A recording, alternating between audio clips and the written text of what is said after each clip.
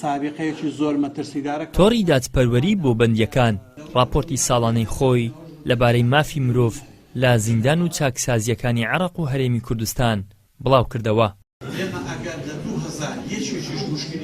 بەرپرسی تۆڕی دادپەروەری بۆ بەندیەکان دەڵێت لە بەشێک لە چاکسازیەکانی هەرێم 4 بەرامبەری خۆیان بەندکراویان تێدایە. تۆڕەکە باسی لەوەش کرد ژمارەیەکی زۆری زیندانی لە چاکسازیەکاندا هەن کە سزای لە سێدارەدانیان هەیە و ژمارەیان بە 590 کەس دەخەمڵێنرێت.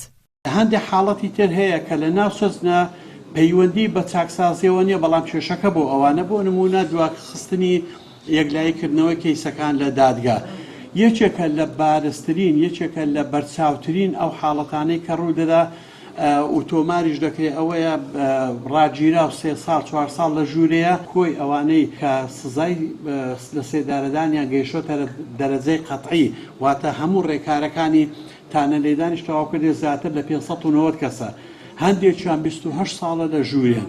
ئەوانە لە غەیری بارگانی بەسەر ئەو موسسەیەوە هیچ سوودێکیان لێ نابین. لای خۆشیەوە بەڕێوبەری چاکسازیەکانی هەرێمی کوردستان ئاماژە بە زۆری تاوان و زیندانیەکان دەکات و تایبەت بە پەیام دەدوێت و دەڵێ لە 6 چاکسازی هەرێم زیاتر لە 6,000 سزادراو هەیە و لەگەڵ ئەوەشدا لە ساڵی 2007ەوە هیچ باڵەخانەیەک بۆ چاکسازی دروست نەکراوە. دەشڵێت پەککەوتنی پەرلەمانی کوردستان کێشەی بۆ ئێمەش دروست کردووە. بنی تحتیما لە 2002 وەستاوە هیچ بینایەکمان بۆ دروست نەکراوە. گرفتی قەڵەباڵغیمان هەیە لە ناو چاکسازیەکان، بەڵام بەرنامە خزمەتگوزاریەکانمان بەردەوامە و خوێندن و کۆمەڵی بەرناممان هەیە کە خلوە شەرعی ئەمانە هەمووی بەڕێژە چاکسازیانی کە دروست کرا بۆ 900 کەس دروست کرا، بەڵام ئێستا 2 قات و 3 قاتی تێدایە کە ئەو گرفتێکی گەورەیە. بەڵام ئێمە زۆر لە عێراق باشترین نەکەوتێنێتەوەی کە بە تەواوی وەزعمان خرا، بەڵام لە هەولێر کێشەمان هەیە و کێشەیەەکە ئەوەیە کە هەم هەولێر فراوانە و هەم ڕێژەی تاوانشی زۆرتر.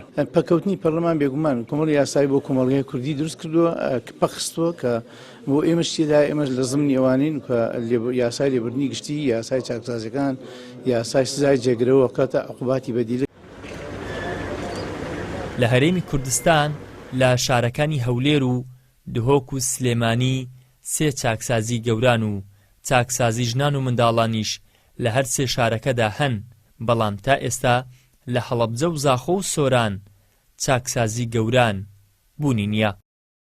ئیدریس محەممەد، کەناڵی ئاسمانی پەیام، هەولێر.